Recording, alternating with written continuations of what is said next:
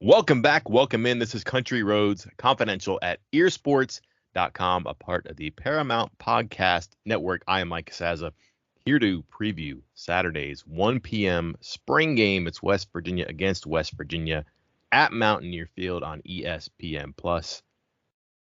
Here to help, Chris Anderson. Chris, we think we have answers. We look forward to a day like Saturday to maybe underline them, maybe cross them out. And then something happens where you think, oh, man, certainly the defensive line has been up and down this spring. Lose a guy like Mesidor, who actually wasn't practicing. Hear all these things about how they're bigger, better, and deeper. Realize there's a lot of young people on there that have to get better. All of a sudden, there's Zyke Lawton, Hammond Russell, Sean Martin, Eddie V will be back. And you're thinking, oh, this is a good thing. Saturday will be fun to watch a defensive line. I don't think we had that too high in our pecking order for the transfer portal, but lo and behold, I think we say this all the time. It's fluid, and there might be a new name in the mix now. Yeah, like literally moments ago, as we were getting ready to hop on and record this podcast, Mike Lockhart, defensive lineman from Georgia Tech, claims an offer. I think he builds depth. Obviously you already have, I think, 3 starters. Feel pretty comfortable with Alston, Stills, and now Jefferson, but maybe this guy adds in a little different type of body than what Jefferson is in the inside here, and a little bit of experience. He's with the COVID year in 2020. He's technically going to be a redshirt sophomore this coming season with 3 years to play 3 seasons, and already has 25 games of college experience under his belt, and 7 starts. So not exactly a rookie, but not exactly the guy you're bringing in to be a game-changing starter right away. It's kind of in between there, which might be exactly what they need, somebody that can contribute this year and then take over a starting role next year. You mentioned this before. They're very old, but also very young. Yeah.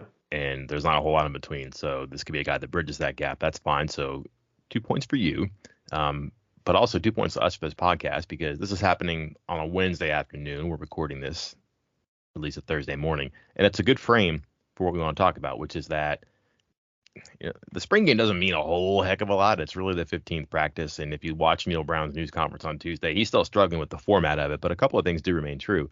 And that one of them is that, it is kind of a proving ground. But at this point, too, you kind of know certain things. And we often find ourselves sorting fact from fiction or perception, reality, however you want to frame it. But you look at something, as we've already said, and say that the defensive line seems like it's in a good spot. They don't need anything else. You could go defensive back, receiver, offensive lineman, however you want to do it.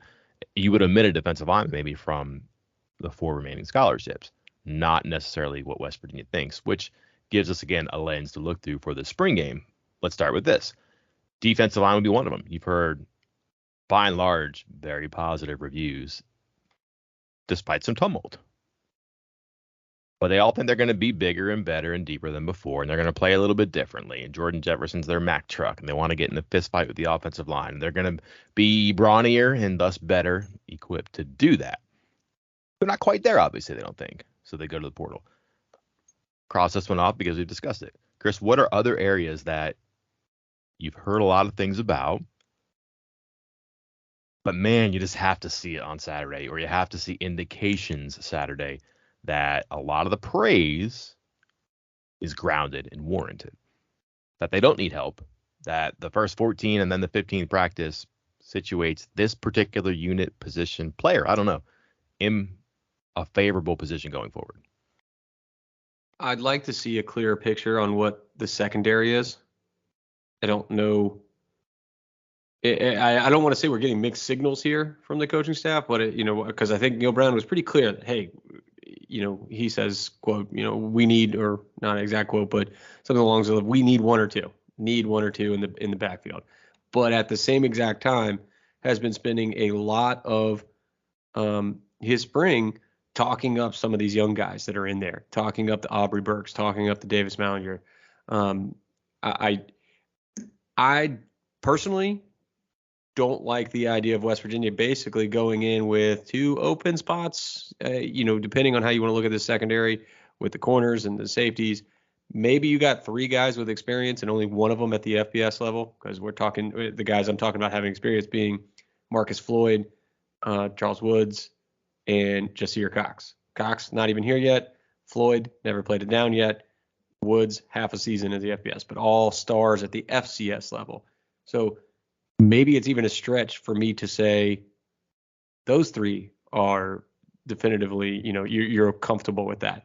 But I'm curious to see, maybe we'll get to see it a little more in action, what some of these other guys, these young guys are doing that, again, I'm not saying that Neil Brown is giving us mixed signals, but on one hand, hey, we definitely need 1 or 2. On the other hand, hey, these young guys are pretty great. So I want to see for myself which one it is. Here's a great example of how they put these teams together. Is it going to be a first team secondary? Or do you split them? And then what does that look like? Do you have a first team, second team right now? I'm not sure they do. I'm really not sure they do. I think it's something that's going to go into the summer. Like Charles Woods, that's probably your sure thing of those 5 spots.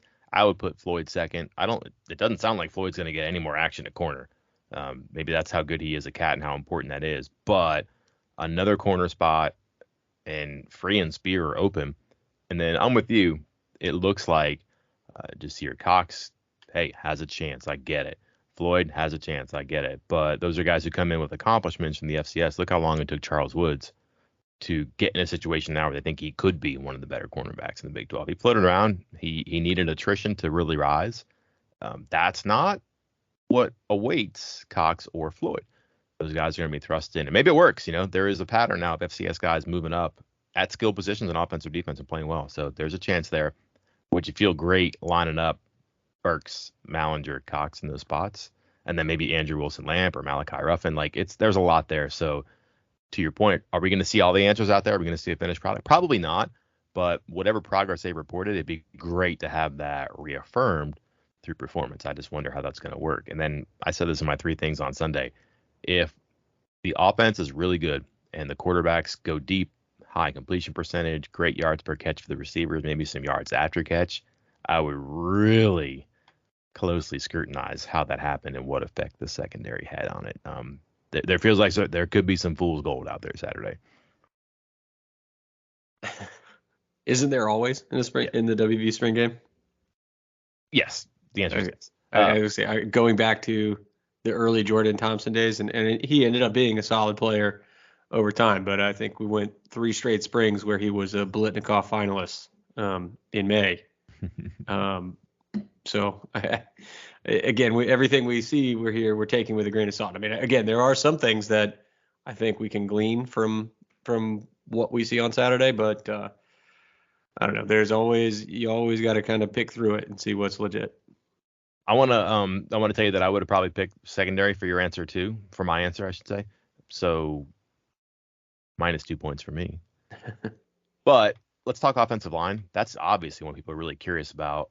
And not great last year.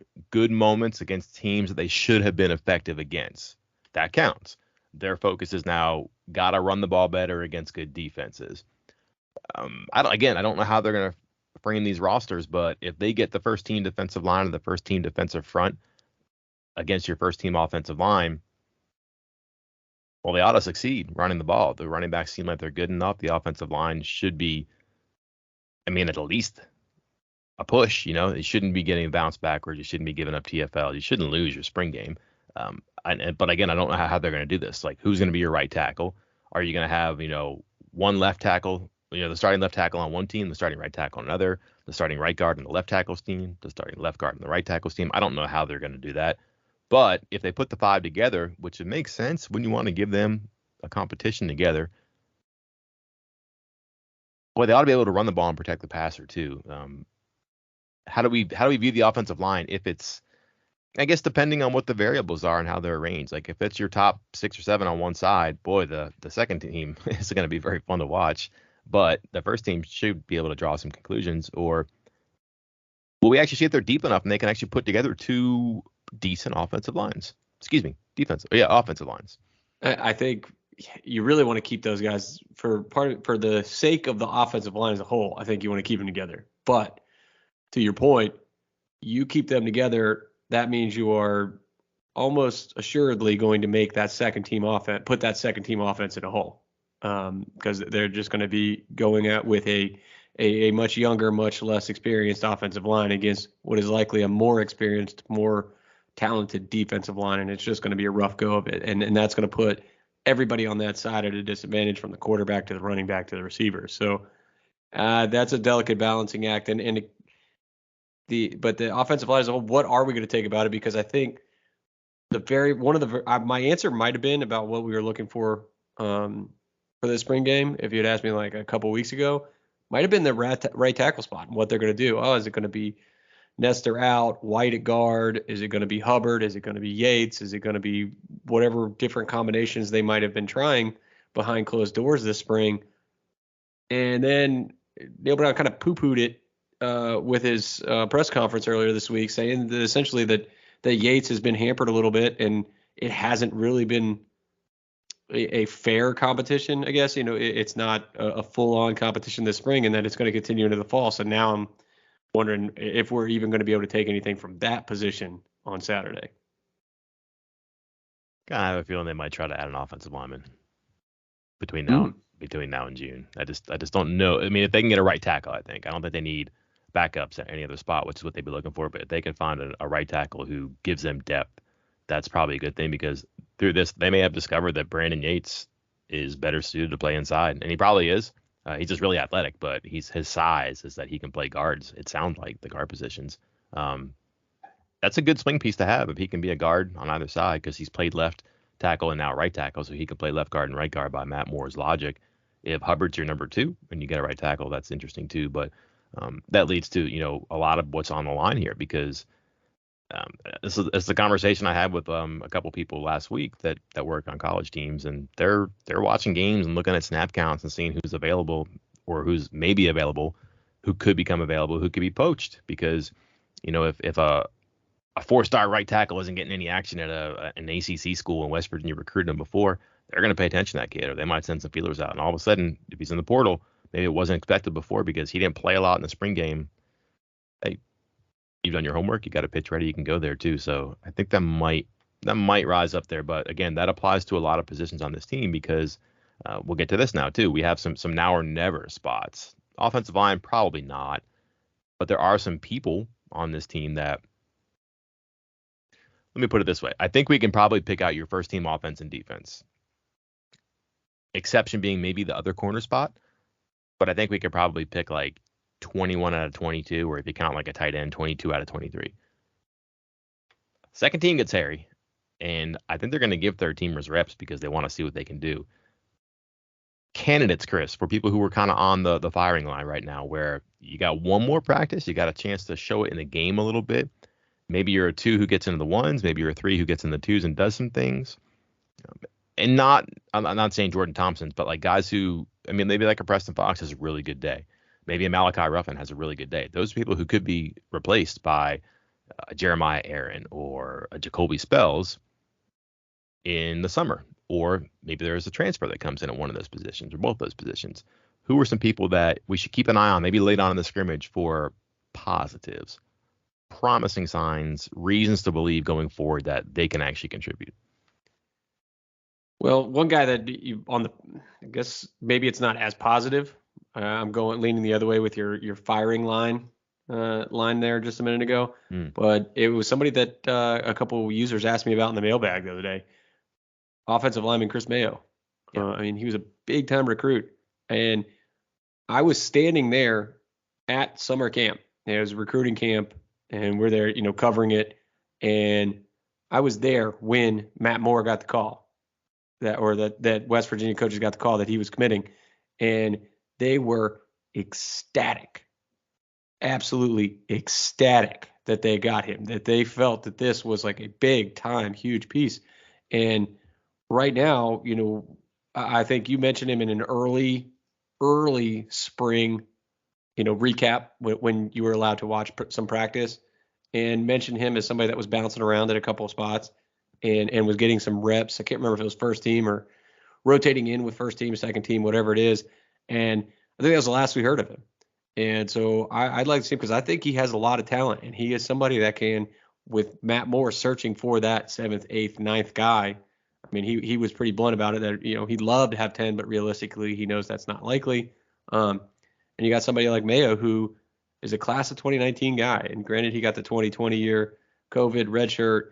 So he's a redshirt sophomore coming into the season. So he's still got some eligibility left. He still has a chance that he could make an impact down the road. But if he's sitting on third team after spring, and then there's a whole nother handful of, big time offensive line recruits coming in this summer, this is when we need to see what he's going to do, if he's going to do anything at West Virginia. I think it's a great pick. I know it's a great pick. Yeah, I just think that that's the guy that they had hopes for, but also is in that spot where, because of who they've had and who they brought in and who they're bringing in, I mean, I think that even the other day, Moore said a couple of these true freshmen are big enough and physical enough to play if they can pick up quickly enough. But if we're talking about a guy who can be a 2 as a redshirt, as a true freshman, I think they would do that before they would pour stuff into a guy. A guy like Mayo hasn't played a whole lot, and who knows what his future really is too. And to be frank, they have a lot of guys who have a lot of time left. Like their redshirt seniors, their senior class is pretty small, so they're in a good position like that too. But yeah, I think that's probably a good one. I think that's a pick that probably makes a lot of sense, and maybe not the most popular because people do want to see a young offensive lineman succeed, but those are kind of the breaks right there too. I want to say too, I don't think it's now or never on him. Jalen Thornton's been around a long time, and he's lasted, which is a credit to him, but he's also lasted in a spot now where he has a chance. And they've liked him and said he's had a really good offseason in spring. He's only a redshirt junior, and I think there's probably an extra year on top of that too because of COVID. But pedigree, the name obviously means a lot. He's been around. He's been on the field, been a good special teams player.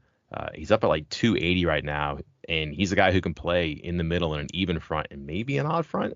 A little bit of a difference if he's in the nose in the middle, but I think he's a guy that they're kind of hinging some thoughts on for what they want to do on the defensive line. Like they think they look the part, they're bigger, they're stronger, they're faster, they can be quick if they want to, but that's a piece they're probably going to need if they want to be as deep as they can be on the defensive line.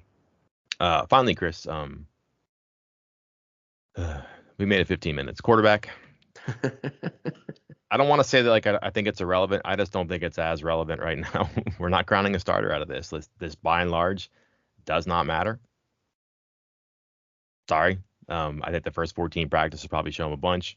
It'll be beneficial to see some of these guys out there in the open. But listen, this is one of those things that other schools are going to look for. If Marchio if he gets 25 snaps and throws 8 passes or something like that, I guarantee you his voicemail is going to fill up. It just is. And then if you don't see a lot of Crowder, that's interesting. If you don't see, just there's repercussions with everything, and a lot of it might be projections too. But I want to say this: I hope they get a chance to really air it out, to play fast, to do RPO stuff, and to do things that they've been working on, because they deserve that. They earn that. What has happened to them is not their fault. They're the victim of a program that's under 500 in 3 years with their coach and has a chance to add a difference maker at quarterback, and the program did. That's college football in 2022, and it has been like that for a while. It'll be like that in the future, but it's not their fault. And they're going to have to look out for themselves at some point or another here. Maybe 2 of them, certainly one of them, I would guess. I don't know which one it'll be. It's kind of like spinning the barrel right now, and maybe one of them will fly out of here. But I don't know what conclusions we're going to be able to draw. I just hope that they get to go out there and get something out of it, whether it's for an audition, whether it's for fulfillment, but it's for a year now. Maybe 2 years if you're green, but if you're a year like Marchio or Crowder who's been on campus, whether it's being recruited or being groomed to one-day play, or if you're a guy like Green who has played and people wanted more, there's a payoff here Saturday. It's small, I understand that, but for people who've been watching and wanting something to happen, I mean, here it is. We'll see. I really hope they get a chance to show what they have for themselves, for whoever else is watching, including their teammates, but also for the coaches, because who knows how this turns out. This is not checkered flag, but to me, it does kind of feel like it too. I mean, do you think, and don't jump to say yes here, do you think it's stupid here to assume that or think that it means something if they get to go out? I think this is what you were trying to, or we're saying here. I'm just making sure I was seeing if we're on the same page. Like they get to do something. Like if they go out there and they just hand it off a few times and there's no excitement about the quarterback at all, like those guys, one of those guys is gone. Like, but maybe, just maybe, would it make an impact on their decision on their future if they got to go out there and just sling it and have fun and the crowd got, riled up for them. Again, it's just a spring game, but that's the thing with just a spring game. No matter how many times we try to hammer home the point that the spring game is not that important, or, Neil Brown says it's just another practice, it's the 15th practice. Whatever happens in the spring game, fans, social media, etc., will talk about it for the next 3 or 4 months. Do you think it matters? Do you think it could make an impact that the quarterbacks get to go out there and do something big, positive, flashy, fun? Yeah, because the door is slowly closing on a couple of them, right? And that may not be the intent, but that's how it's received. And there's going to be a foot in the door from the head coach or the offensive coordinator and say, hey, can we have a word? It may fall on deaf ears right now, but if they treat this as, no, this is actually the fulfillment of the spring, and we want to give you a chance to show who's the better of the three and who won this competition, wing it.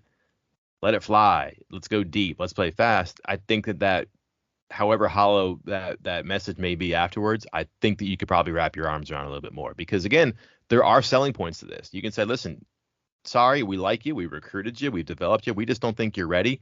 We have a core on offense and defense that can win this year. We went out and we got a really good quarterback. He's going to be here 1 year. Why don't you prep a little bit more, come back in the spring next year, and this could be you. But if you're here, if you want to try the portal and end up in the MAC or Conference USA, or if you want to be a starter a couple years down the road at somewhere else and have to prove yourself to a staff all over again, hey, fine.